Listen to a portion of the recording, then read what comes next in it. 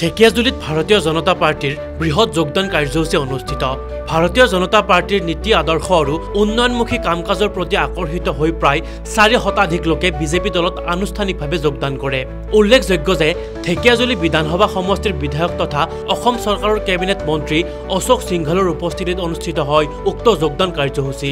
কালি অৰ্থাৎ 30 অক্টোবৰ তাৰিখে ঢেকিয়াজুলি সমষ্টিৰ স্বাস্থ্য মেলা ঢেকিয়াজুলি এলকেডি কলেজত আয়োজন কৰা হৈছে।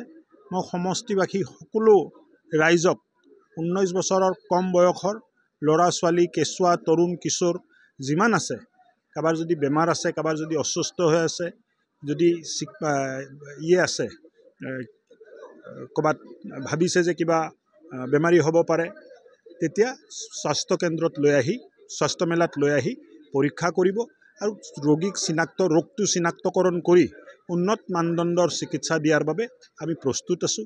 গুৱাহাটী মেডিকেল কলেজে হওক, গুৱাহাটীত থকা স্পেচিয়েলিটি কলেজে হওক, হস্পিটেলে হওক, তাতেও আমি এই চিকিৎসা কৰিম আৰু প্ৰয়োজন যদি হয় যে অসমৰ বাহিৰত লৈ যাব লাগে, এই কেঁচুৱাখিনিক বাচ্চাখিনিক তৰুণখিনিক আমি গুৱাহাটীৰ বাহিৰত লৈ যাওঁ চিকিৎসা কৰি লৈ আহিম। ৰাতিপুৱা 8টা বজাৰ পৰা আৰম্ভ হ'ব আৰু সন্ধিয়ালৈ চলিব।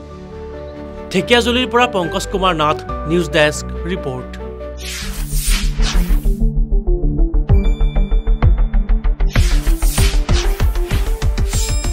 শুদ্ধ আৰু বিস্তৃত বাতৰিৰ বাবে চাই থাকক নিউজ ডেস্ক ৰিপৰ্ট।